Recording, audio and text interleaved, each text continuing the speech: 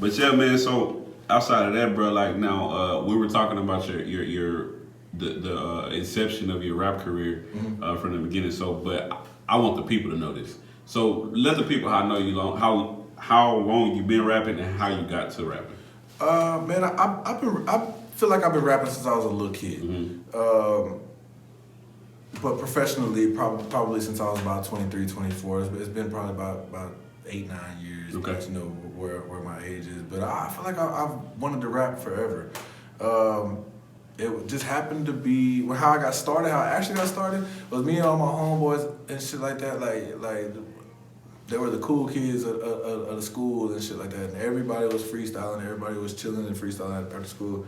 And I had never freestyled before in my life. I had never tried to.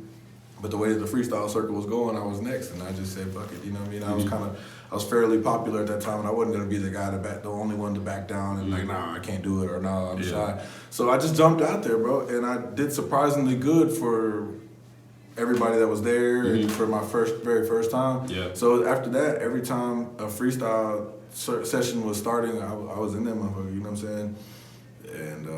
And bro, you know, I was the only Mexican. Every time, you know what I'm saying? For years. This is back when they told me I couldn't rap. They're like, bro, you're not black, you can't rap. You know what I'm saying? Like you gotta keep in mind, this is like 2001 type shit. You know what I'm saying? My first freestyle days when everybody like, oh, he's trying to act black. Like why is he trying to rap? But you know what I mean? So I mean, and it's still instilled in me to this day though, because of that stigma, I had to go harder than average. I couldn't spit. You know what I mean? I couldn't be regular or average or below average or anything like that with people already thinking that. So even to this day, you know what I'm saying? Like I still care. That's still instilled in me. Like I have to make. You know what I mean? Like I can't be average. That's just how it's been this whole time. Yeah. I want to say one thing before asking this question. This right here is for the viewers listening. I've been getting a lot of requests, right? Telling me, bro, you need to get the Mexicans on. You need to get the Mexicans on there. First and foremost, I want y'all to know. I love Mexicans with my dear heart. My best friend, my childhood best friend, still to this day is 1,000% Mexican. Yeah. His son, my godson, 1,000% Mexican. Yeah. I told y'all, be patient, it was gonna happen. So J Trouble, we making history today. You're my first Mexican rapper on MTV. And you know, we from Texas, you know what I'm saying? Like in other places, it's a little more separated, and the lifestyles and the cultures are a little bit different, I guess. But here, we grew up in the same neighborhoods. Right. We go to the same schools. We are over at each other's mom's house and stuff like that. So, you know what I mean? So that's just how I always rock. Yeah. And there wasn't no other people like me that looked like me that were into music. There wasn't my white friends. You know what I mean? It was my black homeboys. So like, you know what I mean? I grew up like that. Yeah. Shout out to all the minorities, by the way. You know what I'm saying? We all in this struggle together. Hey, we just a different shade, man. That's all it is.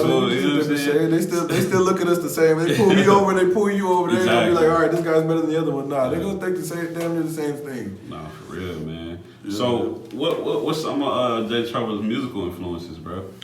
My musical influences, man. Growing up, man, I would say Lil Flip influenced me a lot when I was younger. I wanted to be just like Lil Flip, man. Yeah. Chamillionaire. I had a lot of Chamillionaire influence at first. Just that whole little Texas wave, you know what I'm saying? Like it was hard not to be influenced by that, and you know, and the underground buzz and the underground blueprint that they set. You know what I mean? That was a tough influence on me. Hustler E influenced me. You know what I'm saying? He was the very first person. And I talked to you off camera about this. Like I don't know of very many other artists that are fully self-employed. You know what I'm saying? Like I own my own businesses, I operate my own businesses, and Hustler E was the first person to tell me, bro, you need to let your job go. You know what I'm saying? And at first I'm like, I looked at him crazy, like absolutely crazy. I thought he was crazy. He was like, bro, you can make more. Invest in yourself, believe in yourself, trust in yourself. You know what I mean? And when he signed me, like that really opened my eyes to my full potential. He also told me don't just be a rapper. Don't ever just be a rapper. He's like, bro, somebody like you're selling yourself short. Just feeling like you're gonna if it's either rap or bust. Yeah. And now I own several businesses. I manage artists. You know what I mean? All the way into my radio career. Like it's so much more that I've built from my music.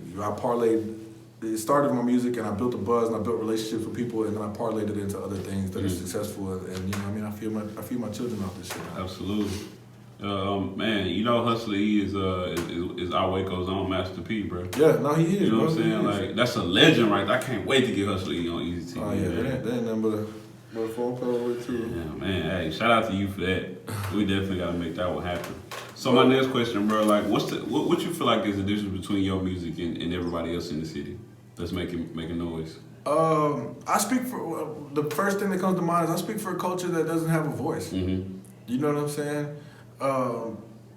If you listen to my music, there's Spanglish in it. You know what I mean? There's Spanish terminology and things. Oh, my bad, bro. No, you good. Things in there that typical other artists can't say because they're not the same race as me. You know what I'm saying? I speak.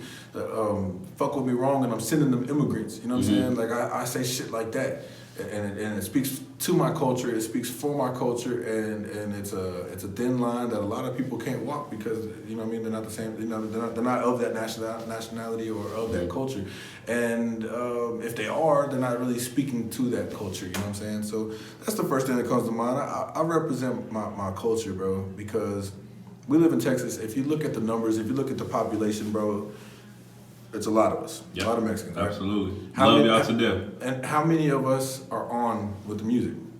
Shit, not. You know what I'm saying? We're up here in the population, but when it comes to entertainment and having a voice and us speaking for you know what I mean, having somebody to speak for us and stuff like that, we have a very low number, and it's crazy to be so populated with us, but no voice. So that's what kind of drives me, bro. That really does drive me. I love when I'm one of the first Mexicans to do it, or I'm the only Mexican doing it, or something like that. Like I love breaking that barrier, and you know I'm breaking that door down for others to follow behind. You know what I'm saying? But you know, good music speaks for itself. But the first thing that comes to mind is speaking for my culture. Yeah, for sure. Shout out to OG SPM, man. Free him, by the way. Yeah. That's a messed up situation he was in. Yeah, I dove all the way into his case. I've read transcripts, all that stuff, because I have a daughter, and if I felt any of that kind of stuff was true, I couldn't support it. Yeah. And man, he got railroaded, bro. He He really got fucked over. Hell yeah, man. Free SPM, by the way. Another question, bro. Like, so I know you'd have been around the States and stuff with this music stuff, you know what I'm saying? You're not just local at this point, you know what I'm saying? So which producer, or do you have a group of producers that you work with that create your sound for you? I have two producers on my label. Okay. Shout out Lil C, Lil C on the beat. Oh man, shout out to Lil C on the beat. I done heard a lot of Lil C. I fuck with Lil C. He did that Way to the World song that you heard. Yeah. And then I got another producer named Big Pookie. Okay.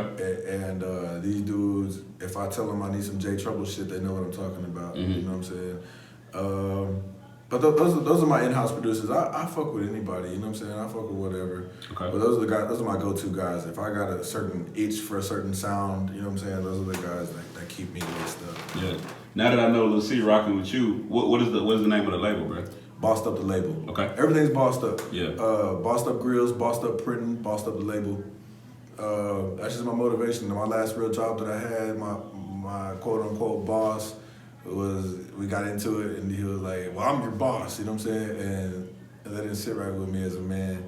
And that was the last my last boss was the last boss that I ever had. Yeah. You know what I'm saying? Now you the boss. That was 4 years ago. So, and it also inspired the name, Bossed Up Everything. And shout out to us Hustler for that. Yeah. So man, you know, man, the hometown, I ain't gonna lie, man, it's evolved, and like I just fuck with a lot of artists here, bro. Like I feel like, man, this year or next year or the years to come, I feel like we're really about to crack open the Pandora's box. You know what I'm saying? When it comes to this music, bro. The reason why I'm saying that is like, is there any artists in the city that you could see yourself making music with? Oh yeah, a lot of them, all of them. You know what I mean? Anybody that, bro. I tell people all the time, bro. I get hit up all the time, ask me how much for a feature. I say, bro, listen. If you're gonna push it, if you're gonna shoot a video for it, I'll do it. You know what I'm saying? I'm not tripping on the money. I don't want to take from another artist. Yeah. Not somebody in my city. Especially not the young boys that I really fuck with. You know what I mean?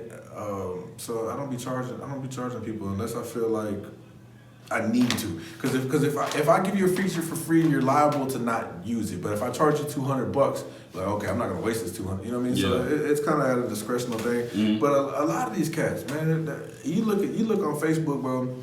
There is at least 2 or 3 artists a week dropping pressure. Okay. Yeah. No, not new artists, but they're dropping new videos. Yeah. Shout out to Giovanni the King. Man, shout out to and One Mind. Yeah. And you know what I mean? And the people that are helping push this culture forward. Man, I'm you know, I don't put it past anybody, bro. I'll click on somebody's video I've never heard before. Man, this shit is fucking hard. Yeah. You know what I'm saying? So I'm down to work with anybody, bro. It's all good. Man, shout out to J-Rag, shout out to Lil Farico, man.